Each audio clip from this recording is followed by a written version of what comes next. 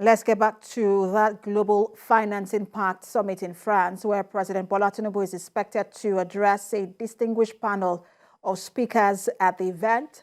And that's between 6 to 7 p.m. Nigerian time. But let's bring in the CEO of Lead Network, Chukwuma Kenwa, to discuss this further. Good to have you join us.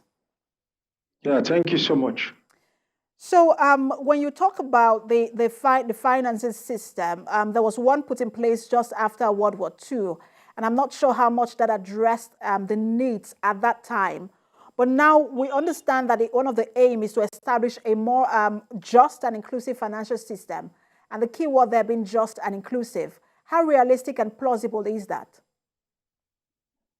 Well, in terms of how realistic, of course, you know that countries that the old system has favored would want to resist this particular change because the old financial system was skewed to increase inequality between nations.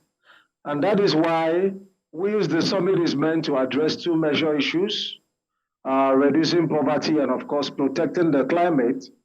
As the president of France has identified the gap, there is really a hard choice for developing nations who are struggling with poverty at the same time to prioritize protecting the planet. So when you look at it, you find out that it has favored the West largely, and then also leaving the rest of us to grapple with too many issues that when it really comes to the ones that are global, you can't expect us to be part of a financial system that put us at a disadvantage and also have the same priorities with the Western world. Mm. And many people have talked about the need for Africa to always attend summits like this with a unified and harmonized position, and that going as individuals leave us vulnerable and unable to achieve so much. But going in there just as individual countries from Africa, what do you think we can achieve? Well, I think when you have like individual presidents, like in the case of our president, President Bola Tinubu, like he rightly made it clear through his media aid that he's going to rally around world leaders to consider Nigeria as a top destination for investment. And this is also coming on the heels of two major economic reforms we're currently witnessing in the nation, vis-a-vis in terms of foreign exchange and as well as the removal of oil subsidy, which many economic think tanks, including IMF, has recommended will help to open up our economy.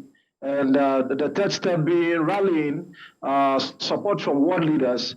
I consider that a smart move, timely and simultaneous with these economic reforms that we currently see.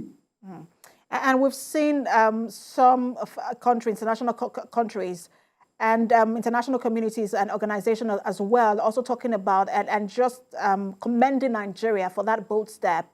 How do we leverage this to at least get more foreign direct investment into the country? Very, very important. I think Mr. President has done two, and there are two that are remaining, to back up like such robust policies that is capable of transforming the economy. He has to like step up on, anti-corruption. Yes, we've seen like a great deal of it. Like currently the embattled former CBN, governor trying to call to accountability. He should extend that also to the MDAs, the ministries, departments, and agencies. There should be that accountability ensured in the system. And then also they need to cut down on the cost of governance.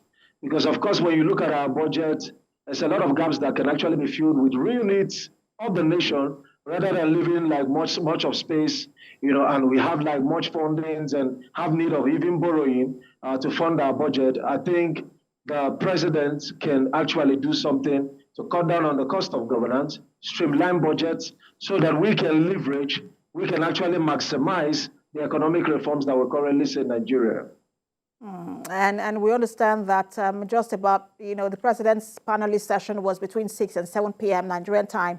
I'm sure we'll have more talking points once we get update from that. Thank you so much for talking to us, CEO, Lead Network Africa, Chukwuma Kenwa. Thank you.